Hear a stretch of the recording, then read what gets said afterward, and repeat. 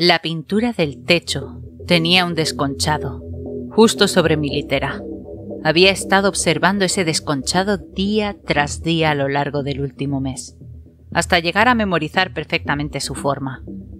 Suspirando, me incorporé, al tiempo que me pasaba la mano por la cara. El tacto de la barba, que lucía desde hacía un par de semanas, me hizo ser consciente del paso del tiempo. Los primeros días me habían facilitado artículos para afeitarme, pero desde el día que había impedido que se llevasen al culo, me habían quitado todo tipo de objeto cortante o punzante. Y supongo que en aquel momento debía de parecer un vagabundo, o algo peor, con aquel ridículo pijama de hospital color verde pálido. Mi enorme y peludo gato pegó un brinco desde el suelo y aterrizó en mi regazo con esa elegancia innata que solo poseen los felinos. Y como había hecho siempre, desde que no eran más que una minúscula bola de pelo lloriqueante, apoyando sus cuartos traseros justo sobre mis testículos al posarse. Con una mueca de fastidio, cogí al culo por su redonda tripa y lo apoyé en la litera, justo a mi lado, donde empezó a ronronear mientras le rascaba detrás de las orejas. Al principio me había desgañitado, exigiendo hablar con la persona al mando, amenazando, pidiendo, rogando, ordenando y por último suplicando. Pero todo había sido en vano. Finalmente, con la voz rota y enronquecida, me dejé caer contra la pared de mi pequeña celda de 2 por 2 metros. Mi camarote no tenía ventanas y por todo mobiliario contaba con un par de literas superpuestas, un pequeño banco donde sentarse atornillado a una pared, una pileta de lavabo, sin agua corriente, y un inodoro al que le faltaba la tapa. Las paredes eran gruesas, láminas de acero soldadas al suelo y al techo, y este último con una especie de respiradero situado en el medio. Parecía haber sido añadido también con posterioridad. Me daba la sensación de que tenía cuartos similares por encima, a los lados y por debajo. Posiblemente habían transformado la enorme bodega de carga del Galicia en una gran colmena de celdas, capaces de acoger a todos los refugiados que llegasen a la isla. Había recordado un documental que había visto en una ocasión sobre aquel buque. La bodega del Galicia podía ser inundada por completo con agua de mar a través de un enorme portón situado en su popa, ya que donde en aquel instante estaba, normalmente tendrían que alojarse varias lanchas de desembarco. Con un escalofrío, había comprendido que lo que había tomado por un respiradero en el techo no era sino una vía de entrada de agua a la celda en caso de necesidad. Los constructores de aquel centro de cuarentena habían pensado en todas las posibilidades, e incluso un motín. En caso de necesidad, simplemente con apretar un botón podrían ahogar a toda la gente alojada en aquella bodega. Rápido, fácil y sobre todo discreto. Aquello había bastado para quitarme las ganas de montar un follón. Eso y el hecho de que por el silencio tenía la sensación de que aquel buque debía de estar prácticamente vacío. Posiblemente mi grupo y yo fuésemos los únicos huéspedes del Galicia. 3 veces al día me pasaban una bandeja de comida por la ranura habilitada de la puerta. El menú, aunque pobre, era variado. Había sobre todo arroz, lentejas, comida liofilizada, a la que después de un año había llegado a aborrecer, y para mi sorpresa, vegetales frescos, lechuga, zanahoria, patatas, aunque en pocas cantidades. No soy capaz de describir el placer que sentí el día en que vi en la bandeja un tomate fresco. Hacía casi un año que no tomaba vegetales frescos, y si no hubiese sido por los complementos de vitamina C que habíamos ingerido regularmente desde el Meixoeiro, posiblemente habríamos desarrollado algún tipo de anemia, y probablemente algo peor, como el escorbuto, a causa de la alimentación desequilibrada. Aquel pequeño tomate me supo mejor que cualquier cena de gala que hubiese disfrutado en mi vida. Mientras lo mordía, con los ojos cerrados y sentía resbalar su jugo por mi garganta, me imaginé por un momento que nada de todo aquello estaba sucediendo, y que cuando abriese los ojos estaría en el salón de mi casa, preparando una ensalada antes de tirarme en el sofá, con lúculo, para ver un partido en la tele. Lamentablemente, cuando abrí los ojos, lo único que vi fue el jodido desconchón del techo. Una vez al día entraban en mi celda 3 médicos, que me tomaban muestras de sangre, temperatura, pulso y presión arterial, al tiempo que verificaban que no me estaba convirtiendo en un no muerto. Al principio venían escoltados por un par de soldados armados que se quedaban en el pasillo. La diminuta celda no daba más de sí, pero pronto mi actitud sumisa les hizo ganar confianza y al cabo de un par de semanas ya realizaban su chequeo sin escolta, posiblemente por considerarla innecesaria. Hasta aquel día, 2 semanas atrás. Una mañana habían entrado los 3 tipos del personal médico en mi celda, a los que se reconocía fácilmente por un brazalete rojo que lucían en el lado derecho de su traje bacteriológico. Antes de empezar el chequeo, uno de ellos me dijo que tenía que llevarse a mi gato para hacerle unas pruebas clínicas. Algo en el tono de la voz de aquel tipo me puso en alerta. Largos años de experiencia profesional como abogado me habían enseñado a detectar los sutiles matices y cambios de voz que emitimos de manera inconsciente cuando mentimos. Y aquel tipo no era un buen mentiroso, estaba mostrándome todo el catálogo. La decisión la tomó alguna parte de mi subconsciente, antes de que me diese cuenta de lo que estaba haciendo. Cuando el doctor mentiroso se agachó para coger a Lúculo, que estaba enroscado a mis pies, empujé con mis brazos su nuca, al tiempo que levantaba rápidamente mi rodilla, estampándola contra su nariz. Mentiroso pegó un alarido de dolor, mientras un chorretón de sangre de color rojo intenso que emanaba de su nariz rota manchaba la parte interior de su máscara de plexiglas. Mientras se retorcía angustiado en el suelo, aproveché que la sorpresa había dejado paralizados a los otros 2 tipos y salté sobre ellos. Cogí el brazo derecho del más alto y tiré de él con fuerza hacia mí. El doctor alto tropezó con Mentiroso, que seguía en el suelo, y acabó estrellándose contra la pileta del lavabo. Apenas tenía sitio para moverme, así que en cuanto Mentiroso se levantó del suelo, le propiné una patada en la espalda que le hizo chocar de nuevo con el alto. El brazo izquierdo de este había quedado atrapado entre el inodoro y la pileta, así que cuando Mentiroso chocó contra él, el hombre de alto trazó un ángulo imposible, al tiempo que un crujido espantoso salía de su extremidad. Aquello sonaba fractura múltiple. Me giré hacia el tercero, que ya estaba en el pasillo dando la voz de alarma. Súbitamente fui consciente de lo que había hecho. Me quedé de pie, paralizado, en medio de la celda, mientras Mentiroso y Alto, profiriendo gemidos de dolor, salían de la celda apoyándose entre ellos. Alguien cerró la puerta a sus espaldas y apagó la luz, dejándome a oscuras. Temblando cogí a Lúculo entre mis brazos y me acurruqué en la litera, mirando fijamente hacia la puerta. «Ya está», me dije. «Ahora la has jodido de verdad. En cualquier momento alguien va a abrir esa puerta y te van a dar la del pulpo, o algo peor. Puede que hayas firmado tu sentencia de muerte, gilipollas. En fin, por lo menos que no te vean suplicar», pensé para animarme. El orgullo es algo absurdo, pero cuando es lo único que te queda, en una situación desesperada, se convierte en tu mayor valor. Así que allí me quedé, acurrucado y expectante, tenso como la cuerda de un laúd, esperando que en cualquier momento entrasen 3 o 4 animales en la celda y me diesen una merecida paliza de campeonato o un tiro en la frente. Sin embargo, nada sucedió en la siguiente hora, ni el siguiente día. De hecho, nada sucedió. El único cambio desde ese día fue que se acabaron las revisiones médicas. Me seguían llevando la comida a diario, a través de la portilla, y estoy seguro de que me examinaban a través de la mirilla de la puerta, pero nadie volvió a entrar en mi celda en las 2 siguientes semanas, ni a hablar conmigo. Aquella situación, en aquel diminuto cuarto, era desquiciante. Recordaba las historias que había oído sobre los internos de las prisiones de máxima seguridad de Estados Unidos, que encerrados de por vida en diminutas celdas, acababan por perder la razón. Me preguntaba si mi destino iba a ser el mismo. Ese pensamiento ocupaba mi mente aquella mañana, mientras me rascaba pensativamente la incipiente barba. De repente, unos pasos sonaron en el pasillo, junto con unas voces que no pude distinguir. Los pasos se detuvieron repentinamente frente a mi puerta. A continuación, sonó un tintineo de llaves y la cerradura giró ruidosamente. Me levanté de la cama poniendo a Lúculo a mi espalda. Ahora sí que vienen a por mí, pensé, mientras tensaba todos los músculos de mi cuerpo, preparado para lo que fuese. Una figura femenina se recortó en el claroscuro de la puerta, con los brazos en jarra.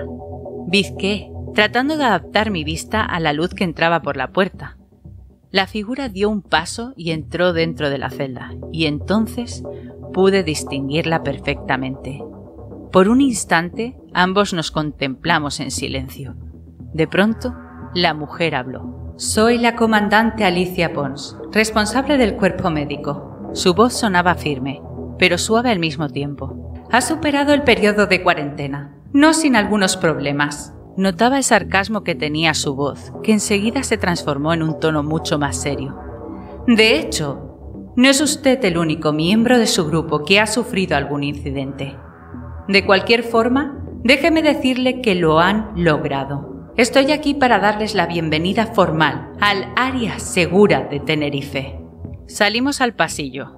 Después de un mes encerrado dentro de aquel cubículo, los primeros metros se me hicieron un tanto incómodos para caminar. Con lúculo colgado del brazo, tuve que detenerme un momento, apoyado en la pared para recuperar el equilibrio. Tan solo nos acompañaba un guardia, que era, aunque él no lo sabía, del todo punto innecesario.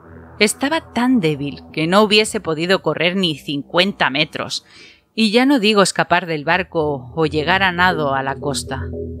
Finalmente desembocamos en un luminoso cuarto, con unos amplios ventanales sobre la cubierta del vuelo. En medio del mismo, un oficial de ejército estaba sentado a una mesa, con un ordenador, el primero que veía funcionando desde hacía más de un año, una impresora y varios aparatos más. Un amable civil me sacó un par de fotos, mientras otro funcionario me pedía educadamente mi colaboración para tomar mis huellas. No pude evitar la extraña sensación de que después de un año viviendo como un forajido del salvaje oeste, estaba entrando de nuevo en el sistema, sin tener muy claro, eso sí, de qué demonios iba aquel sistema. En pocos minutos tendremos su documentación lista, caballero, me dijo el oficial sentado al ordenador mientras tecleaba rápidamente. Documento de identidad, pase de control, cartilla y racionamiento. Enumeró rápidamente. Todo lo que necesita para poder vivir en Tenerife. Mientras tanto, podríamos aprovechar para tener una breve conversación, le interrumpió Alicia Pons, y ponernos al día, mutuamente, de todas las circunstancias. ¿Qué le parece? Una idea brillante, repliqué con cierta ironía. Nada me gustaría más que saber qué demonios está sucediendo a mi alrededor. Sígame, dijo Pons. En el cuarto de al lado podremos hablar con más tranquilidad. Además, si no me equivoco, creo que nos han servido un pequeño refrigerio que hará más ligera la espera. Cuando pasábamos al cuarto contiguo, mis ojos se abrieron como platos. Sobre una mesa, ordenadamente dispuesta, habían varias fuentes repletas de fruta fresca, emparedados, pan recién horneado, una tortilla de patatas y hasta un café humeante que inundaba toda la estancia de un embriagador olor a café. Después de varios meses comiendo solo comida enlatada, aquello me parecía el mejor menú del mundo. Tuve que hacer gala de toda mi fuerza de voluntad para no abalanzarme sobre la mesa como un uno enloquecido. «Por favor, siéntese y sírvase lo que le apetezca», me dijo Alicia Pons, mientras cogía una taza y llenaba de un café espeso e hirviente. «Supongo que estará hambriento y deseando probar alguna de estas cosas». Agradeciendo su invitación, ataqué las fuentes de emparedados, mientras Pons me observaba atentamente sentada en una silla. Aproveché para echarle un vistazo. De unos 30 años, mediana altura, tirando a pelirroja, delgada y de facciones menudas. Se podía decir que era una mujer guapa. Iba ataviada con un uniforme de paseo de la marina, aunque sin el gorro, y llevaba su abundante melena recogida en un moño sobre la nuca. En su mano derecha lucía una alianza de oro, y con la izquierda jugueteaba inconscientemente con un bolígrafo azul. Aunque aparentaba un aire frágil, una breve mirada a sus ojos bastaba para darse cuenta de que aquella mujer debía de tener un carácter resuelto y decidido. Me había fijado en el extremo respeto con el que la habían tratado todos los soldados, oficiales y personal civil que nos habíamos cruzado por el camino.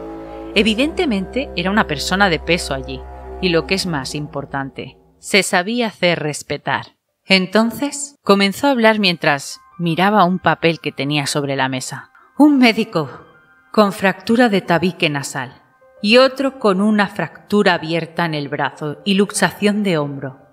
¿Me quiere explicar qué demonios le pasa por la cabeza?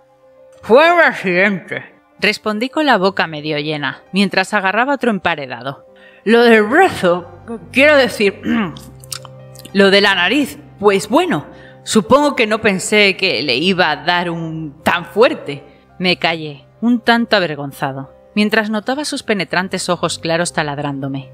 Usted y sus amigos nos han contado un relato auténticamente sorprendente, me dijo mientras hojeaba una pila de folios que tenía sobre la mesa. Un barco ruso, un maletín explosivo, un refugio en un hospital, un bosque en llamas, un vuelo en helicóptero de 2000 kilómetros. Levantó la vista de los papeles y esbozó una sonrisa. Veo que no han tenido tiempo para aburrirse en los últimos meses. La verdad es que ha sido una temporada bastante agitada, respondí con la boca llena de emparedados y los ojos bailando sobre todos los platos de la mesa, incapaz de decidirme por alguno. Todos vivimos tiempos agitados, replicó mientras pasaba más papeles.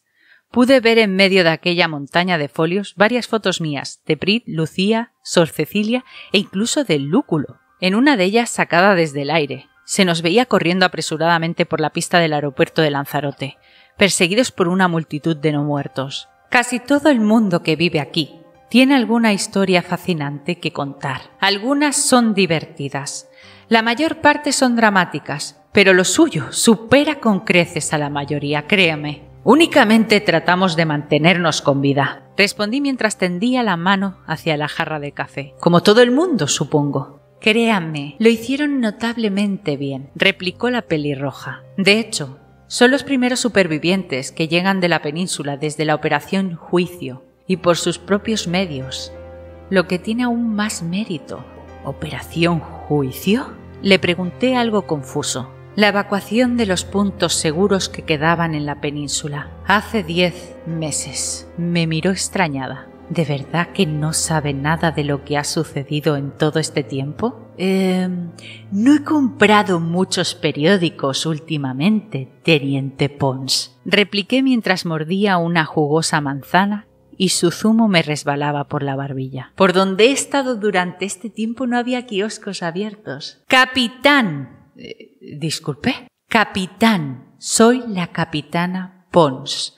Aunque si se siente más cómodo puede llamarme señora Pons, como hacen muchos civiles. ¿Qué me decía? Le decía «Capitán Pons», dije remarcando lo de capitán, que no he tenido acceso a ninguna fuente externa de información desde hace casi un año. No tienen idea de qué pasa en el mundo, qué coño es lo que queda en pie y qué parte se ha ido al infierno. No sé dónde estoy, qué estatus tengo, dónde están mis amigos o quién demonios es usted y a quién o a qué representa. A medida que iba hablando, me iba acelerando. Sin dejar que me interrumpiese, cogí carrerilla y continué.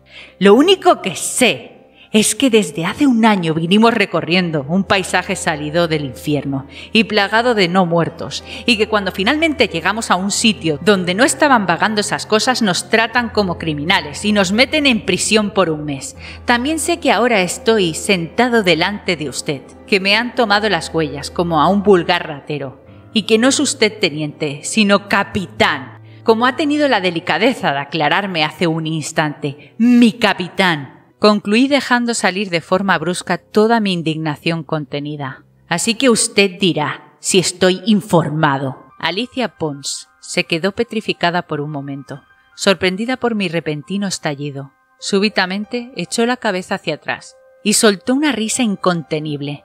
Por un instante me enfurecí con ella por lo que consideraba una falta de respeto. Pero su risa era tan fresca y contagiosa que finalmente hasta consiguió que esbozase una sonrisa.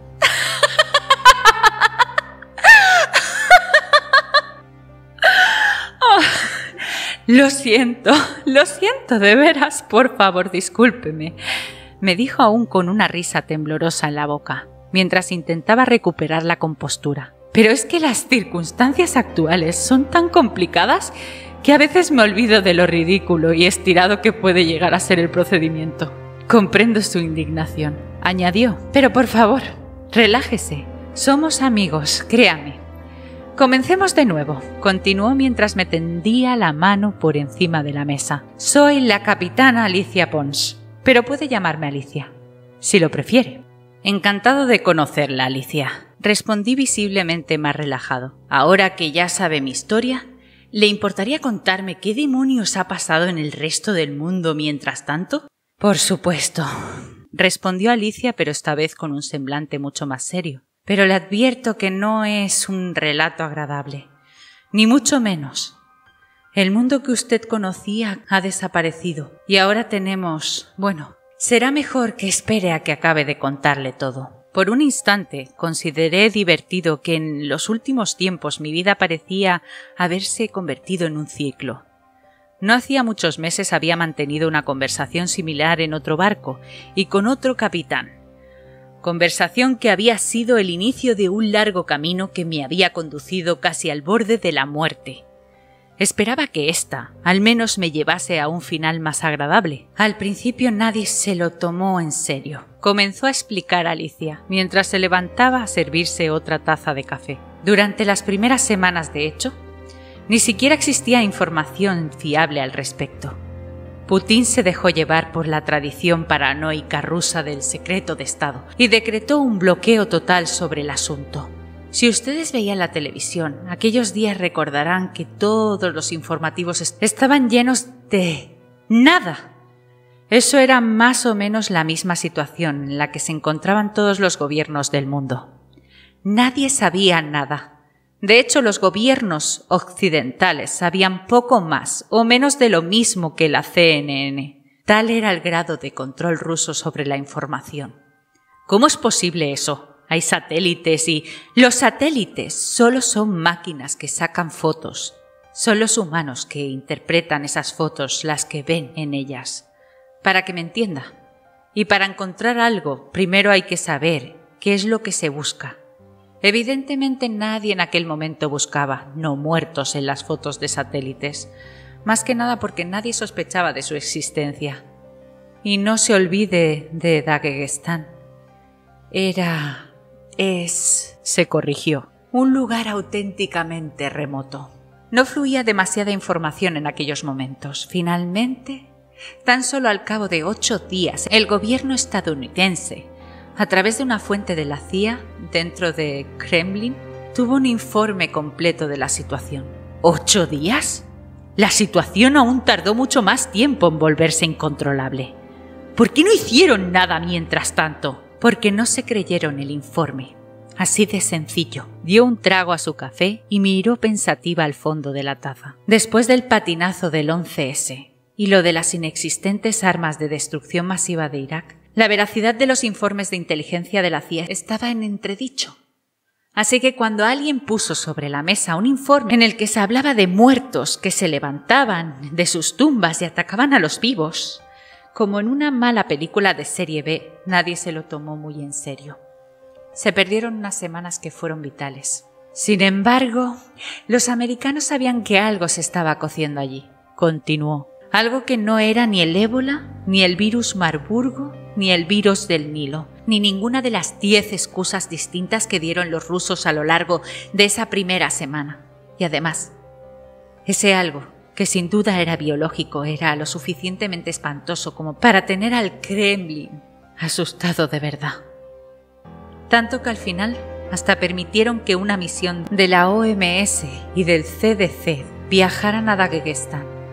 Al mismo sitio, las potencias europeas, Japón y Australia, enviaron unidades médicas avanzadas para ayudar a controlar lo que se suponía una epidemia.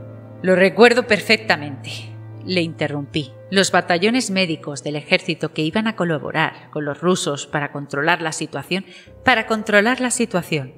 y de paso husmear un poco sobre el terreno y descubrir qué demonios pasaba allí. Meneó la cabeza tristemente, mientras su mirada se perdía en la pared. En todas las malas decisiones que se tomaron en aquellos días. Esa fue sin duda la peor de todas. Se enviaron cientos de personas, miembros de equipos demasiado numerosos, que confluyeron en una zona que en aquel momento ya estaba en situación crítica. La infección estaba totalmente descontrolada. Daguestán ya era un punto caliente, con miles de no muertos pululando por todas partes. Visto en perspectiva, parece evidente.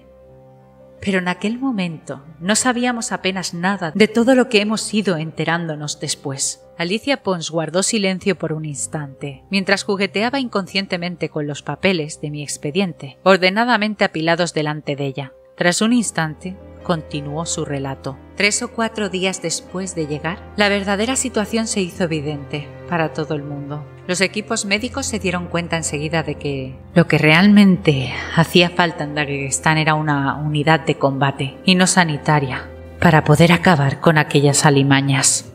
Lamentablemente, se dieron cuenta demasiado tarde, cuando más de un médico había sido atacado por un supuesto paciente en estado de shock. Los no muertos, aventuré. Efectivamente, replicó. Ante eso, muchas unidades desplazadas a la zona recibieron órdenes de volver a sus países de origen a toda velocidad. Evidentemente, se llevaron con ellos a todos sus heridos. Incluso sospechamos que los japoneses se llevaron a unos cuantos pacientes con objeto de realizarles un análisis más detallado del virus y de la infección en su país. ¡Dios santo!, musité mientras me pasaba la mano por el cabello. Habían sido los cuerpos de emergencia los que habían ayudado a propagar el caos. Así, en cuestión de 48 horas, se repartieron los infectados cero por prácticamente todos los rincones del mundo. Únicamente los lugares relativamente aislados, como las Canarias, se vieron libres de vectores de infección en las primeras horas, con lo que los pocos casos que se dieron aquí pudieron ser controlados rápidamente, ya que cuando surgieron ya teníamos una idea más o menos clara de lo que pasaba. Continuó Alicia. En honor a la verdad, en un principio nadie sabía qué diablos era aquello o cuál era el vector de infección. Lamentablemente para todos, tardarían muy poco en descubrir lo que se les venía encima. Pero, ¿cómo es posible?, pregunté. ¿Cómo es que nadie se daba cuenta de lo que pasaba?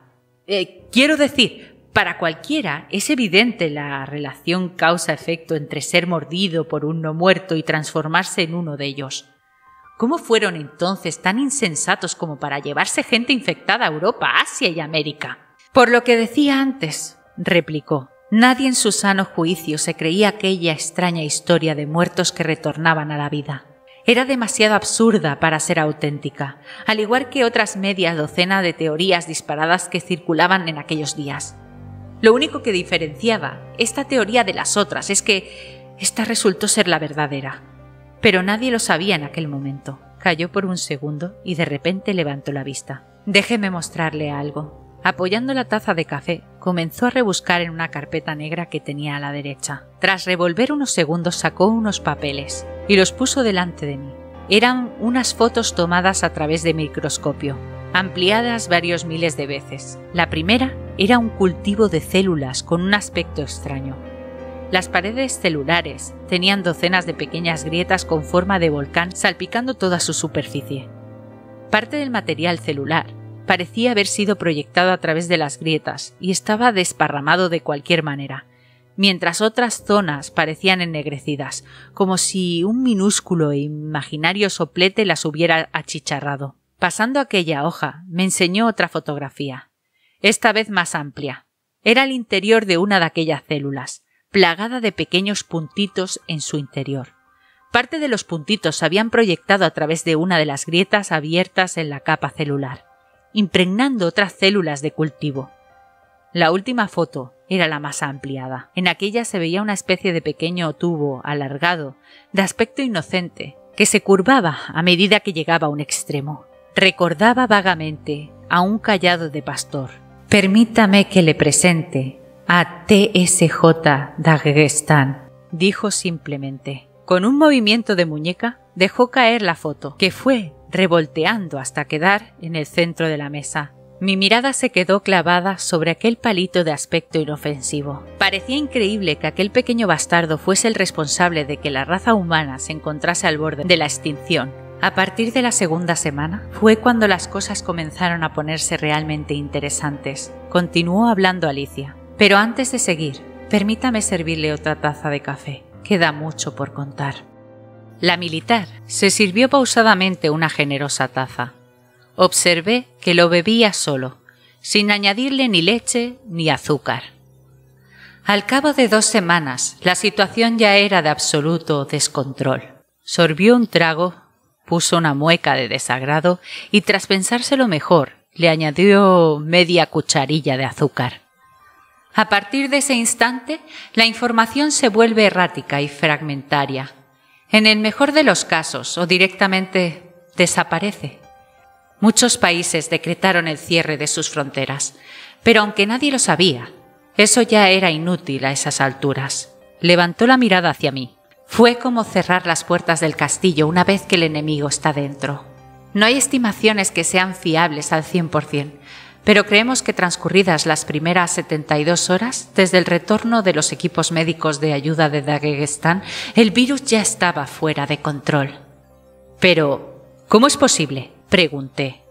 No puedo entender semejante velocidad de propagación. Es muy sencillo, replicó pacientemente Pons. El TSJ es un hijo de puta condenadamente listo. Quienquiera que lo diseñase en Daguestán era alguien con un conocimiento de virología lo suficientemente amplio para mejorar aquellas características que garantizasen su capacidad de propagación. Los expertos opinan que la base del TSJ Daguestán fue una cepa de virus del ébola modificada en profundidad, a la que le añadieron parte de la carga genética de otros virus, algunas de las cuales fueron parcialmente retocadas para dotarlo de características propias. Hizo una pausa. En opinión de algunos expertos del Centro de Control de Enfermedades de Atlanta, es la obra de un auténtico genio de su campo. ¿Qué sabe usted del ébola?, me preguntó de repente a bocajarro. ¿El ébola?, respondí sintiéndome como un alumno en un examen. Sé que es un virus hemorrágico del África, para el que no hay cura y del que existen varias cepas. Se habló mucho del ébola en la prensa durante las semanas previas al apocalipsis, pero no recuerdo. El ébola es un asesino despiadado, me interrumpió Alicia Pons. Se transmite con el TSJ a través del contacto con los fluidos corporales, sangre, saliva, semen o sudor, lo que le convierte en un patógeno altamente contagioso. En el plazo de un par de días el paciente infectado cae preso de una fiebre altísima y cefaleas. Al menos en la mitad de los casos, 3 o 4 días después comienza a sangrar por todos los orificios de su cuerpo, mientras el ébola sistemáticamente va transformando sus órganos internos en algo parecido a un puré de células muertas. La sangre que emana de los pacientes a través de sus ojos, boca, oídos y ano no es otra cosa que sus órganos vitales reducidos a un chorro de putrefacción. En pocos días más, el 90% de los pacientes muere. Es efectivo, rápido y mortal.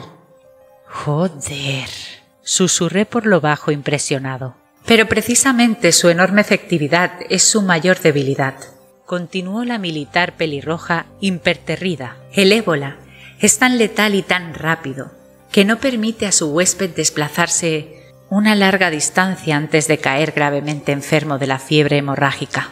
Como su origen está en el corazón de la selva africana, donde los desplazamientos son extremadamente lentos y trabajosos, todos los casos de brote de ébola documentados no han afectado nada más que a un radio de pocos kilómetros. El ébola es un asesino tan perfecto que mata a sus víctimas antes de que a éstas les dé tiempo a extender la infección a nuevos huéspedes. Déjenme adivinar, aventuré. El TSJ no tiene ese punto débil. Alicia Pons sonrió débilmente antes de responderme. El ébola es un simple resfriado común al lado del TSJ, dijo. Se transmite al igual que su antecesor. por medio del contacto de fluidos corporales, como seguramente ya habrá adivinado.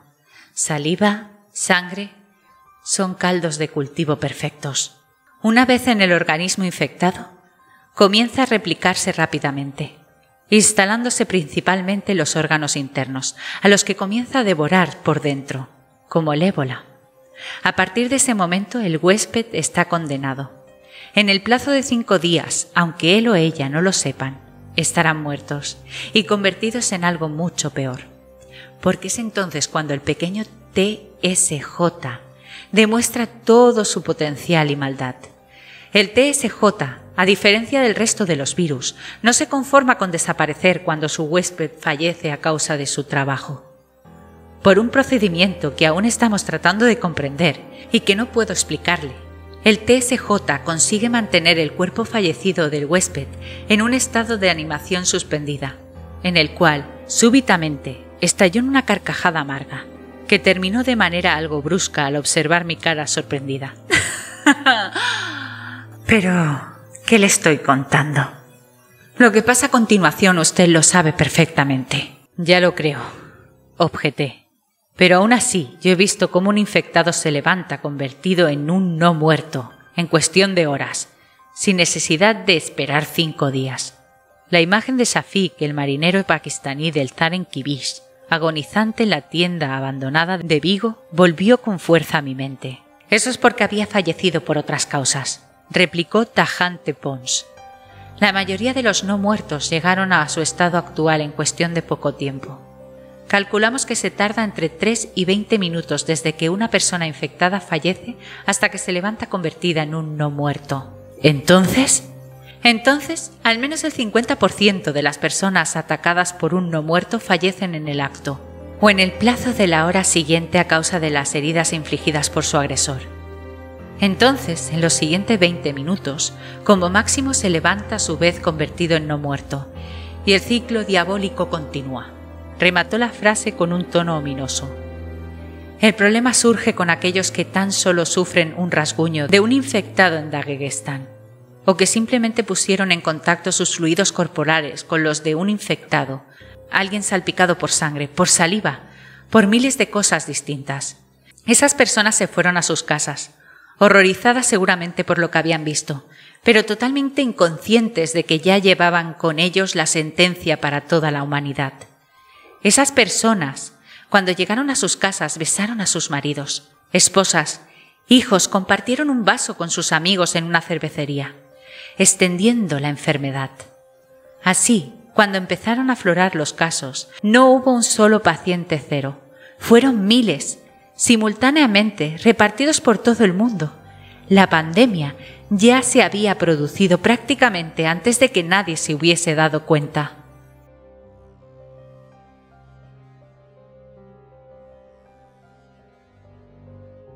Me daba vueltas la cabeza horrorizado. Una cosa era que yo hubiese sospechado la vía de contagio del virus, y de hecho había sido extremadamente cuidadoso cada vez que me había visto obligado a tocar alguno de aquellos seres. Y otra muy distinta, oír una confirmación oficial de la virulencia y el fácil contagio del virus. Podría haberme transformado en un no muerto a lo largo de aquellas caóticas semanas sin haberlo sabido, como seguramente le había pasado a decenas de miles de personas. Las piezas del horrible rompecabezas comenzaban a encajar. Pero, ¿hasta cuándo demonios va a durar? ¿Hay alguna vacuna, algo que se pueda hacer? Las preguntas se agolpaban en mi mente, pugnando por salir. Alicia Pons guardó silencio por un segundo, mientras me miraba pensativamente, como dudando sobre lo que me iba a decir. Finalmente, unió las manos sobre la mesa y tragó saliva antes de hablar. Por lo que sabemos hasta ahora, estos seres tienen una duración indefinida. Pese a que están muertos, los procesos naturales de putrefacción permanecen totalmente detenidos, o tremendamente ralentizados, al menos. No respiran, por lo que su organismo no se ve sometido a oxidación. Además, su nivel metabólico es tan bajo que ni siquiera parecen tener necesidad de nutrirse. Por lo poco que sabemos, esos seres podrían ser... Se interrumpió, ¿Podrían ser? ¿Qué? Pregunté con un puño de hielo apretándome el corazón. Interiormente ya sabía la respuesta que iba a oír. Podrían ser eternos, dijo Pons con voz cavernosa. Puede que la humanidad tenga que convivir con ellos para siempre, salvo que los exterminemos antes, o ellos nos exterminen a nosotros. La última frase retumbó como un cañonazo en mi cabeza durante unos segundos. Si no hubiese pasado un año viviendo en el filo de la navaja, luchando permanentemente contra esos monstruos, habría pensado que todo era una invención o una deformación de la realidad. Sin embargo, sabía perfectamente que todo era real, y al mismo tiempo, y paradójicamente, todo seguía sonando terriblemente irreal. Todo esto es absurdo. No atiné a decir nada más. Me sentía abrumado. Por supuesto que es absurdo, replicó Pons, mientras se levantaba de la mesa y se acercaba a una pequeña neverita situada en una esquina. El mero hecho de hablar de personas que se levantan de entre los muertos y que atacan a los vivos es absurdo en sí mismo. Pero sin embargo ahí están. El hecho de que aparentemente no necesiten comer, respirar ni dormir también es absurdo. El hecho de que no sufran ningún tipo de merma, putrefacción o desgaste, pese a que están condenadamente muertos y aún así se muevan, no es menos absurdo. Y pese a todo lo irreal que le pueda parecer, usted sabe tan bien como yo que todo lo que le acabo de decir es jodidamente real y que están ahí fuera. Su voz sonaba amortiguada. Mientras revolvía en el interior de la pequeña nevera, botellas de cristal tintinearon al chocar entre ellas, mientras Alicia rebuscaba en el interior. Finalmente, con un gesto de triunfo sacó una lata de refresco de cola del fondo del aparato y se incorporó. Dándose media vuelta, se acercó a la mesa con la lata y un vaso en la mano. «Quizá le apetezca beber algo», dijo, mientras abría la lata con un chasquido. Suele ser un shock enfrentarse a acontecimientos que la razón y el sentido común y la ciencia dicen que no pueden ser posibles. Y sin embargo están ahí. La reacción de todo el mundo suele ser muy parecida. Y ahora mismo no tiene muy buena cara. Acepté, agradecido, el vaso de refresco que me tendía Alicia Pons. Sentía la boca espantosamente seca. Tras beber el contenido del vaso en un par de largos tragos, comencé a sentirme un poco mejor. Pese a todo, mi cabeza era un auténtico torbellino. A lo largo de todo este tiempo, me he visto salpicado más de una vez por sangre y vísceras de esos seres. Alicia, más veces de las que hubiese deseado, créame, dije con voz ronca, tratando de templar mis nervios. Si la transmisión de ese TSJ o como diablos se llame, es como usted dice, ¿cómo es que no me he infectado? Alicia contempló pensativamente el vaso de cristal vacío que había apoyado encima de la mesa, como si su mente estuviese muy lejos de allí. ¿Sabe?, dijo, no debería haberse bebido tan rápidamente ese vaso de Coca-Cola. Las latas de refresco están empezando a escasear, incluso en el mercado negro. Y puede que pase bastante tiempo antes de que pueda permitirse beber otra. Trate de paladearla. Por lo que tengo entendido, ya se cotizan a precios astronómicos. Su mirada cargada de tristeza se volvió a posar sobre la lata medio vacía, y de repente se alzó de nuevo hasta mi rostro. Si hubiese sido infectado, se habría transformado en uno de esos seres y ya tendría una buena dosis de plomo en el cerebro. Amigo mío, me explicó sencillamente, mientras se me servía un poco más de refresco. Además, la cuarentena es precisamente para eso, para asegurarnos al 100% de que los nuevos habitantes no van a suponer un problema. Por otra parte, añadió mientras se repantigaba en la silla, para ser infectado es preciso que un fluido corporal se ponga en contacto con otro fluido corporal infectado. Es decir, es preciso que su sangre, saliva, líquido lacrimal o fosas nasales se vean salpicadas por algún vector con el virus. Y es evidente que ni en usted ni en sus amigos se ha dado el caso. Pese a que aquella explicación no resultaba muy tranquilizadora, De haber tenido algún corte abierto cada vez que me había visto salpicado, o si me hubiese entrado algo de líquido en los ojos, mi historia se hubiese terminado bruscamente y habría ingresado sin saberlo en la cofradía de los no muertos. Vaya tela. Una vez que empezaron a aflorar los pacientes cero, todo el planeta se convirtió en un infierno en cuestión de días. Alicia continuó monocorde su relato del apocalipsis. Los servicios sanitarios se vieron colapsados durante las primeras horas, hasta que quedó claro que los cientos de pacientes ingresados, afectados por aquellos terribles síntomas, estaban más allá de toda cura. Lamentablemente, para cuando el ejército tomó cartas en el asunto, ya era demasiado tarde. Docenas, si no cientos, de no muertos habían transformado los hospitales en auténticos mataderos. Trampas mortales para los que estaban allí. No tenemos datos de otros países, pero creemos en base a estadísticas que cerca del 70% del personal médico de España falleció en las primeras 48 horas desde los brotes iniciales. ¿El 70%? ¿Tanto?, pregunté incrédulo. Esas son las estimaciones más conservadoras. Si nos atenemos a la cantidad de médicos y enfermeras titulados que sobrevivieron y que tenemos en la isla en este momento, la cantidad debió de ser muchísimo más alta. La cara de Alicia Pons se ensombreció. Algo por el estilo sucedió con la policía, los bomberos y las ambulancias. Todo aquel que intentaba ayudar en las primeras horas del caos invariablemente se veía sometido a un riesgo mortal. El zumbido de aire acondicionado sonaba monocorde en la habitación, mientras las palabras de Alicia flotaban en el ambiente. Todos los pequeños retazos del dramático lienzo empezaban a tener forma. En ese momento los gobiernos fueron realmente conscientes de lo que se les venía encima, y los teléfonos de las distintas cancillerías comenzaron a echar humo, suspiró.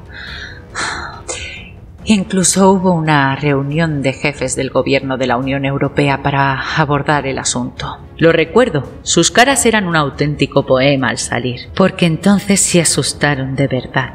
La voz de Alicia se endureció en ese instante. Sin embargo, ni siquiera entonces fueron capaces de adoptar una decisión conjunta y determinada, que podría haber salvado a todo el continente, quizá hasta a todo el mundo. Simplemente se limitaron a nombrar un gabinete de crisis único, decretar el bloqueo informático y volverse cagando leches cada uno a su país. A continuación, casi todos militarizaron las fronteras, confiando en que los no muertos diesen media vuelta al llegar a sus límites. Sin embargo, ya todos tenían no muertos dentro de sus países. Dio un trago a su taza y chasqueó la lengua. Y además los no muertos no entienden de fronteras ni de países. Son cazadores letales sin ningún tipo de limitación. Pero lo que me está contando, ¿fue así en todo el mundo? Alicia rió sin ganas, mientras me miraba incrédula, como preguntándose cómo era posible que supiese tan poco. Oh, por supuesto que no, contestó con una mirada oscura. En el resto del mundo fue todavía peor. ¿Peor? ¿Qué significa peor?, pregunté asombrado. Peor significa más rápido, más fuerte y con peores consecuencias según la zona. Me explicó. Por ejemplo, en Estados Unidos tuvieron más vectores de infección simultáneamente que en ningún otro lugar del mundo. Eso es debido a que los americanos enviaron más personal médico y más militares a Daguestán que cualquier otro país. Además, parte de las tropas destacadas en el Kurdistán iraquí fueron las encargadas de organizar alguno de los gigantescos campos de refugiados de Daguestán y cruzaron hacia esa zona huyendo de su país. Y también se vieron afectados. En conjunto, una gigantesca bola de mierda que nadie supo parar a tiempo. Cuando se dieron cuenta de lo que les venía encima, tenían el virus fuera de control en más de 30 ciudades a lo largo de todo el país. Silbé por lo bajo. Me imaginé lo que aquello tuvo que suponer en un país como Estados Unidos. Cuando un grupo de reporteros de la CBS descubrió lo que estaba pasando, la cadena emitió un informativo especial, al parecer saltándose la censura. Inmediatamente después de la emisión del reportaje, hundió el pánico en todo el país. Millones de personas colapsaron en los aeropuertos y las autopistas, pugnando por salir de las ciudades. Familias enteras metieron todos sus bártulos en un coche y salieron espantadas hacia pequeños pueblos rurales o ciudades que consideraban seguras. Lo que muchos de ellos no sabían es que ya portaban el virus, y así lo extendieron rápidamente por todo el país. El gobierno estadounidense trató precipitadamente de copiar el modelo europeo de los puntos seguros, pero ya era tarde. La histeria colectiva había tomado el control y las instituciones de la nación comenzaron a colapsarse a medida que más y más funcionarios no acudían a sus puestos de trabajo, bien porque estaban muertos o porque habían huido. Podía ver la escena. Estados Unidos me tuve que corregir, una nación enorme, con una densa e intrincada red de comunicaciones. Con un escalofrío comprendí que cada uno de los miles de personas que ya estaban infectadas habían actuado como un pequeño caballo de Troya, repartiendo el TSJ por todos los rincones del país. Era terrible. Creemos que todavía existen zonas libres de no muertos, sobre todo en el medio oeste del país. Las enormes distancias, los desiertos, la baja población de la zona y, sobre todo, el hecho de que la posesión de armas entre la población estaba generalizada en el país antes del apocalipsis ha ayudado sobremanera a que esas zonas hayan resistido. Lo que no sabemos es cuáles son las condiciones de vida en esas regiones, si hay alguien al mando o ha cundido la anarquía total. Por las pocas informaciones que tenemos, la situación oscila enormemente de ciertas zonas libres a otras. En algunas partes están como nosotros, tratando de reconstruir un remedio de sociedad organizada desde las cenizas. En otras simplemente es la ley del más fuerte. Concluyó. No debe ser fácil vivir por ahí. ¿Y Sudamérica? Pregunté. ¿Cómo les ha ido a ellos? Pues la cosa ha ido de distinta manera según la zona. México ha sido sin duda uno de los más afectados, prácticamente al nivel de Europa y Estados Unidos. Cientos de miles de norteamericanos creyeron que cruzando la frontera estarían a salvo de la pandemia, pero sin embargo lo que consiguieron fue expandir el virus con ellos. Sonrió amargamente. Imagínese lo surrealista de la situación. Para los guardias de fronteras mexicanos, cuando una mañana descubrieron atónitos que los espaldas mojadas habían pasado a ser los ricos y orgullosos vecinos del norte. Evidentemente cerraron las fronteras, pero ya era demasiado tarde. El pánico se desató y cientos de miles consiguieron cruzar la frontera clandestinamente. Sabemos que en amplias zonas del país se llevó a cabo durante al menos una semana la caza del gringo. Todo aquel que tuviese pinta de yanqui tragaba una bacera de plomo, según animaba la propia prensa del país. Disparen primero y pregunten después. Ese era el lema. Lamentablemente para todos, en menos de 10 días, los mexicanos tuvieron otros problemas de los que preocuparse. Algo por el estilo sucedió en Venezuela. Solo que allí... Recuerdo que pocos días antes de que desapareciesen las redes de noticias, se hablaba de una guerra entre Chile y Bolivia. La interrumpí al recordar súbitamente aquel acontecimiento. Efectivamente, confirmó Alicia. Por lo visto, en medio del caos, los chilenos arrollaron al pobre ejército boliviano y llegaron a internarse en gran parte del sur del país. Sin embargo, la situación de caos que se empezaba a vivir en su propia nación les obligó a regresar. Eso y los refugiados argentinos que cruzaban masivamente sus fronteras. ¿Los argentinos? En medio de todo el inmenso océano de locura en el que se estaba transformando el mundo durante esos días, a los argentinos les tocó quizás uno de los pedazos de mierda más grandes, me dijo Alicia con cierta sorna. Sonreí al oír el colorido lenguaje de Alicia Pons. A medida que avanzaba la conversación, se iba sintiendo más cómoda y se relajaba visiblemente mientras hablaba. He de decir que el efecto era exactamente el mismo en mí. Buenos Aires, continuó Alicia, o mejor dicho, el Gran Buenos Aires. Era quizás una de las mayores aglomeraciones humanas del hemisferio sur. Hablamos de millones de personas viviendo en una superficie relativamente pequeña. Pues bien, cuando el resto del mundo se estaba cayendo en pedazos, en Buenos Aires aún no se había dado ni un solo caso de infección. Era posiblemente uno de los pocos lugares civilizados limpios del planeta. pero aún así nadie tomó medidas preventivas. Una semana después, cuando miles de refugiados comenzaron a fluir a la ciudad, nadie se encargó de organizar su llegada, verificar su estado de salud o establecer una cuarentena. Nada, por sorprendente que pueda parecer. Y cuando una semana después se empezaron a dar casos de la epidemia en una zona urbana hipermasificada, nadie, absolutamente nadie, se molestó en tomar medidas de control. Por lo visto, los gobiernos civiles no se lo querían poner fácil. Manifestaciones en las calles, tiroteos, un golpe de estado abortado en extremis, y mientras tanto el mundo se caía y los argentinos asistían atónitos a la lucha de poder que absorbía por completo a sus dirigentes.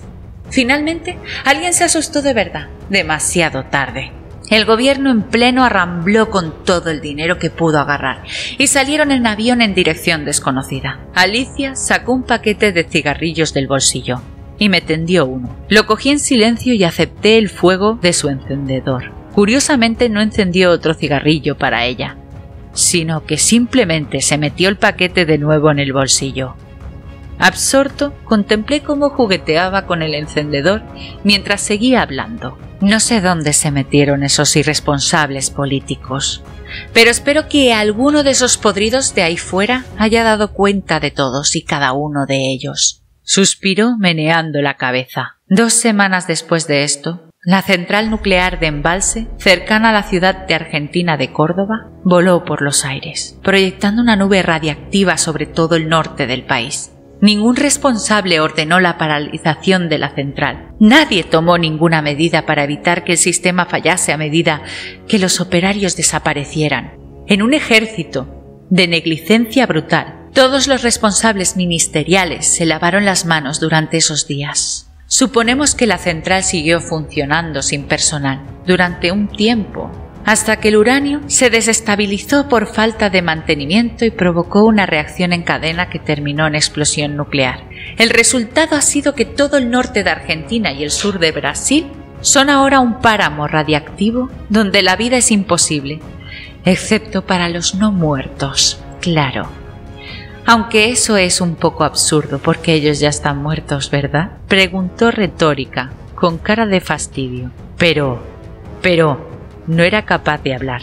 ¿Cómo es posible? Es posible, por supuesto, añadió Alicia. Y en Asia las cosas aún están mucho peor. Los chinos perdieron la cabeza y trataron de erradicar la enfermedad de sus principales núcleos de población a base de explosiones nucleares controladas. ¿Explosiones nucleares? No me lo podía creer, pese a haberlo oído con anterioridad mientras aún habían emisiones en televisión. El valor de la vida humana es mucho más relativo en otras culturas, me explicó pacientemente. Lo que para un occidental es inconcebible, para un oriental es algo sumamente lógico desde su perspectiva. Lo importante para ellos es la colectividad, no el individuo. Y si para salvar la colectividad tienen que eliminar de un plumazo a varias decenas de millones de individuos, sanos o enfermos, lo hacen sin dudarlo. Y esa fue su estrategia. Esa fue su estrategia, respondió Alicia cabeceando. ¿Y les funcionó?, pregunté. En absoluto. La radiación no puede matar a alguien que ya está muerto. Seguramente incineraron en la explosión a millones de no muertos, junto con millones de inocentes, pero en un país tan superpoblado, el hecho de que sobreviva un pequeño porcentaje a la explosión implica decir que sobrevivieron millones de no muertos, desperdigándose desde las ciudades arrasadas hasta los 4 vientos. Bebió un trago y me miró con atención. Piénselo, el caos más absoluto reina en el mundo. ¿Caos, dice? Musité por lo bajo. Yo no lo llamaría simplemente caos. Nosotros no somos los que estamos peor, replicó. Asia y Oriente Próximo son zonas en las que ya no es posible la vida humana, al menos tal como la concebimos. Y en cuanto a África, pues bueno, se interrumpió para tragar saliva. Los relatos que nos han llegado a través de los pocos supervivientes son estremecedores. África es el infierno sobre la tierra, literalmente. Suponemos que no debe quedar casi nadie vivo en el continente. aparte de cientos de grupos aislados en la selva tropical o alguna panda de tuaregs dando vueltas por el Sahara. Docenas de pequeños reyezuelos y señores de la guerra han ocupado el vacío de poder que han dejado los gobiernos. Las enfermedades, la guerra, el hambre y la naturaleza salvaje se llevan por delante a todo aquel que no es víctima de los no muertos. Toda el África negra parece haber dado un salto de 700 años hacia atrás. Me miró muy seria. Como se despiste. Los vivos son casi más peligrosos que los no muertos. Ahora que lo comenta. Estuvimos en un pequeño poblado de pescadores en la costa marroquí. Y tal y como pone en su declaración, me interrumpió. Lo encontraron arrasado a sangre y fuego. Lo sé, esa es la tónica habitual en todo el continente. Ya no es tan solo la lucha por la supervivencia, es también la lucha por los recursos. Y es una lucha a muerte. ¿Recursos? Me sorprendí. Pero si África debe de ser la tierra más fértil sobre la faz de la tierra, podría dar comida fácilmente para todo lo que queda de la humanidad. Alicia rió sin ganas. Después me miró como alguien que está al corriente de un gran secreto y no sabe si contártelo. No se trata tan solo de alimentos, por mucho que esos sean fundamentales, me explicó pacientemente. Además, se necesitan medicamentos, combustible, ropa, munición, vehículos en buen estado, todas esas cosas que normalmente consideramos imprescindibles y que cada vez escasean más. Piénselo. Cada caja de medicamentos que se consume en uno de nuestros hospitales significa que queda una caja de medicamentos menos en el mundo. Cada litro de combustible que queman nuestros helicópteros significa que nos queda un poco menos de transporte aéreo. Cada bala que gastamos contra esos bastardos nos acerca un poco más a tener que volver a usar arcos y flechas para defender nuestro pellejo. No hay industria.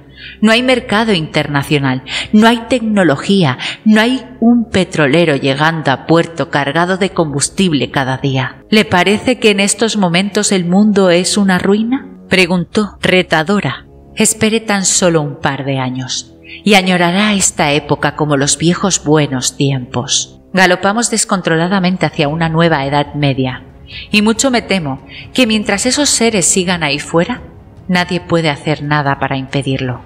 Pero, balbuceé, algo podríamos hacer, digo yo.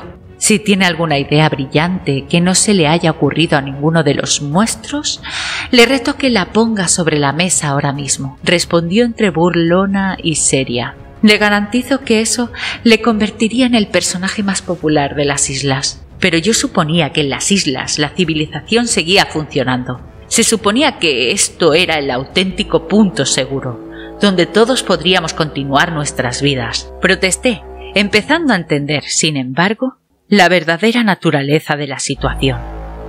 Alicia me miró durante unos instantes.